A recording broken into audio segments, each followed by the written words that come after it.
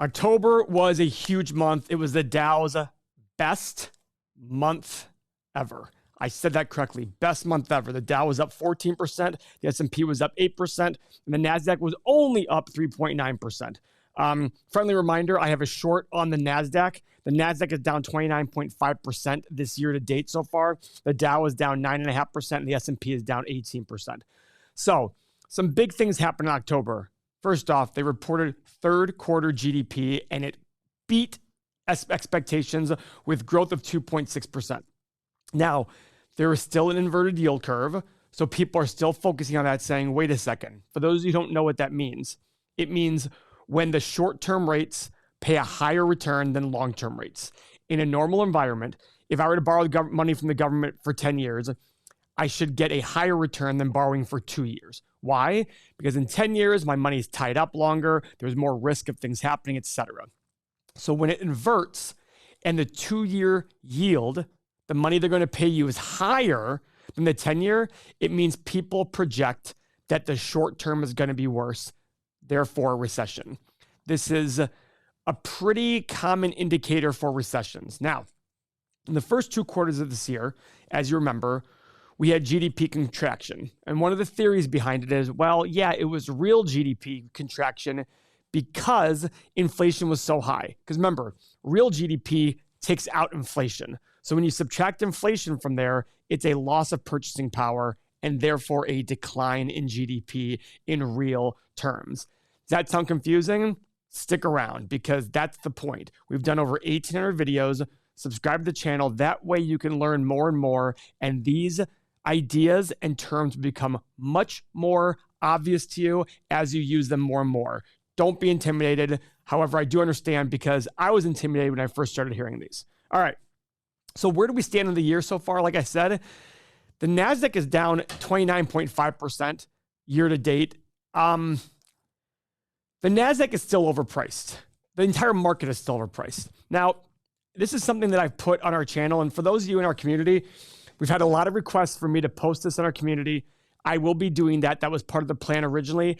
I created my own stock market to GDP ratio, as opposed to, it really doesn't matter what metric you use, what index you use. I just decided to use the S&P 500. And I went to Robert Shiller's website and got his data going back to the S&P equivalents to 1929. Guys, here's where we currently stand right now. Based on GDP, nominal GDP, and today's current price, we're at 63.3% overvalued. What this is doing is it's taking the stock market, S&P market cap, dividing it by nominal GDP. Warren Buffett calls this at any given moment the single most reliable indicator of stock market valuations. Now, 63.3 is a lot. Here's how history is done. This does not include dividend returns, but on average, 10-year returns are about 6.6% over the last 90 years. So how many rolling averages are there? When we're undervalued, the average is 9.3% return. Makes sense. The less you pay, the more return you're going to get. When you're overvalued, the average is 2.3%. So it drops 7%. Also makes sense. The more you pay for something, the less your return is going to be, right? But here's the scary part. When it's 30%, it's over 30% overvalued, and we're at 63.3, the average is a negative 0.1% return. Now, guys, look at my ratio. We're at 1.517 as of this very moment. Let's go back to the peak, and this is after falling. We hit a peak on the quarter of 1.923. It actually got over 2, but it's based on the timing of the quarter. But we're at 1.517 after dropping 25%. Let's go back in history to what's considered the most overvalued time by most people, the dot-com bubble. This was the peak of the dot-com bubble, 1.46. So we are still higher than we were at the peak of the dot-com bubble, even though we've already fallen. The S&P has fallen 18% this year. Just think about that for a second, guys. We haven't even gone below. We are still above the peak level of the dot-com bubble when things were just insane. Now, you might sit there and say, well, this is going on now, that's going on now. That's another way of saying that this time is different. And those are the most dangerous words in investing. It's different this time. It's not. Market valuations are insane. I read an article the other day that the 5 or 6 most biggest companies have a price to free cash flow ratio of 50 right now. It should be 15 or 16. They're at 50. That's a lot, guys. That is really, really high. And just remember, every investment is the present value of all future cash flow. So what does that mean? Does that mean you should be selling everything? No. It means just be ready for a bumpy ride. If you have a long way to go to retirement, your job is a dollar cost average because you never know when markets are too high or too low in the long run. Look at it this way. Look at our investments. We have been overvalued since 2013, according to this metric. And back then, the value on the S&P would have been 1545. That would have been the value, that fair value in the S&P. Now, fair value in the S&P is 2384 based on this historical number. So even though you were overvalued, if you kept buying in, your overall fair value still increased by over 50%. We don't know what's going to happen. Is there going to be a crash? I don't know. Is there going to be a long, drawn out downward? I don't know. But in that meantime, guess what's going to happen? GDP will go up. From 2013 to now, GDP has gone from $16.6 trillion to $25.7 trillion. So you might look at me and say, well, Paul, why are you shorting? Why are you 93% cash? Well, like I always repeat to people, I have 8 or 9 businesses upstairs. I have hundreds of apartment units. I sell options. I have so many streams of income that it's not important for me to be able, it's more important for me to be able to pick the right times for me to be invested. So for everybody else out there who is saving for retirement, dollar cost average. It's the best way to make long-term wealth. Take the guessing out of the whole thing. Guessing just doesn't work. It doesn't work.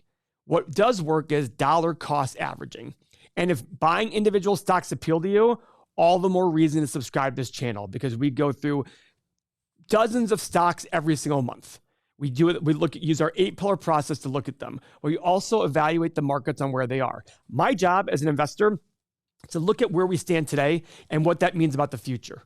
I'm not saying when it'll happen, what exactly will happen. All I know is I sit there and say, hey, based on history, this is where we stand. We have seen interest rates on homes go from a low of 2.65 in January of 2021 to right now we're at 7%. That's almost triple the interest rate. That's going to cause a slowdown in housing. But if you've watched our videos in the past, I will tell you, I'm not thoroughly convinced that there will be a housing crash per se. Why? Well, guess what, guys? Inflation is housing's best friend. And even though there was a big drop in housing prices, in housing demand, one thing that was a positive was NVR Homes reported that, yes, we saw a 15% drop in our contracts, but our median price was up 3%. Why? Inflation. Now that's 1 month.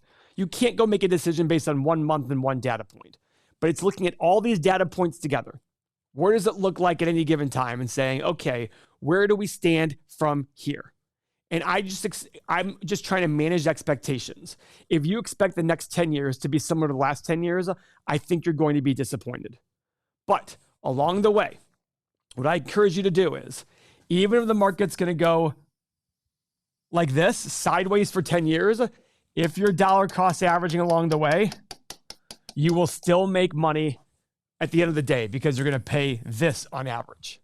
That's how you make money in sideways markets. That's the exact way you make money. And we have a video in the past where I talked about if you actually increase your investing when the market is below its historical average, you crush your returns. But you have to have the emotional fortitude to be able to do that.